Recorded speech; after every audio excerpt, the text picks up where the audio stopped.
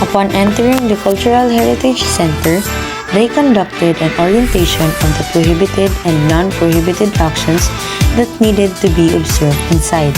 They also provide us primary knowledge and brief background explanation of the rich heritage that Agusan del Sur possessed.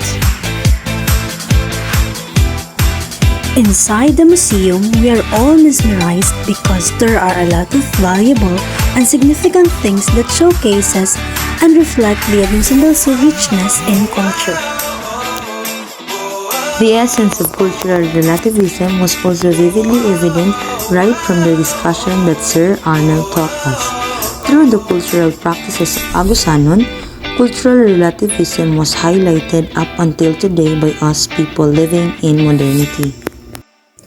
Blood compact between Dato Tagleong's blood from middle finger drips in the glass, mixing it with blood of Dato Mansaulog, later mixed with Mallorca wine to produce the traditional concoction. Blood compact, also known as sandugo, is a tradition and ritual that symbolizes the preservation of a band or friendship.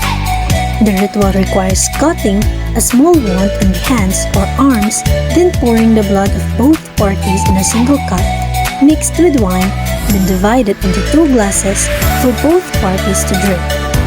It is indeed a very sacrificial cultural practice that established a strong will of man.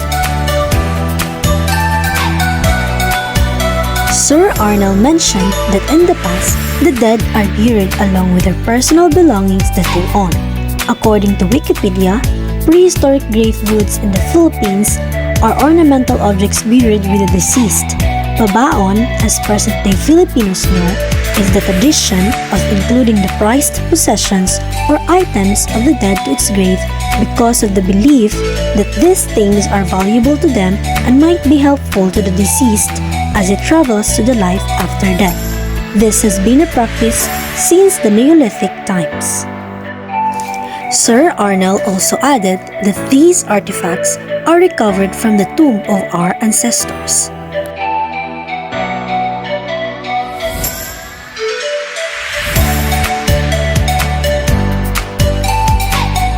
Sir Arnold mentioned Binukot princess that refers to a cultural practice among some indigenous groups in the Philippines. Young girls from noble families are chosen to be secluded and pampered from a young age. They are kept away from the public eye and are taught traditional skills such as weaving and storytelling, while also serving as repositories of oral history and cultural knowledge for their communities. From a cultural relativism perspective, it's crucial to recognize that the practice of Binukot is deeply ingrained in the cultural heritage and beliefs of those indigenous communities.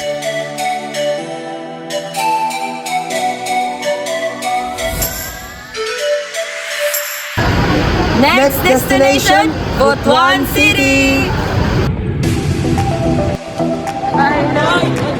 We are here! Hi! Naname!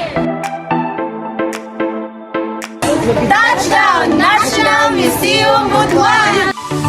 Upon arriving at National Museum Butuan, they conducted an orientation where they emphasizes the strictly no video policy inside the museum.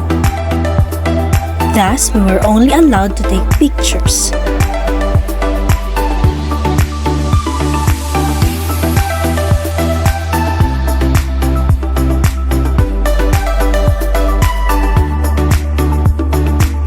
Sir Alvin presented to us in the National Museum Philippines in Quezon, Palawan, the Tabon Cave Complex or Jar Burials. It is a site of archaeological importance due to the number of jar burials and prehistoric human remains found starting from the 1960s, most notably the Tabon Man.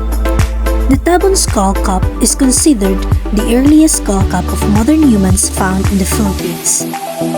Part of the lecture that Sir Alvin shared to us in the National Museum Butuan is the Kabayan Mami Boreal Caves.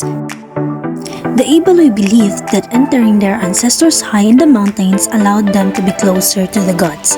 The Kabayan Mami Boreal Caves are officially proclaimed Philippine national cultural treasures, which has to be preserved, protect, and maintained, associated with religious belief of the Ibaloy culture and tradition.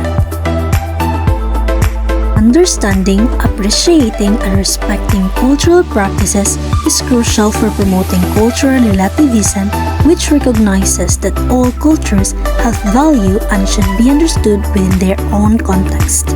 This understanding fosters tolerance, empathy, and cooperation among diverse communities. Ultimately, embracing cultural relativism promotes global harmony and appreciation for the rich tapestry of human diversity. It is indeed a very worthy and fruitful experience to us PNU ones to delve and possess the essence of honoring the roots and culture that reflects the richness of our history and heritage. We are one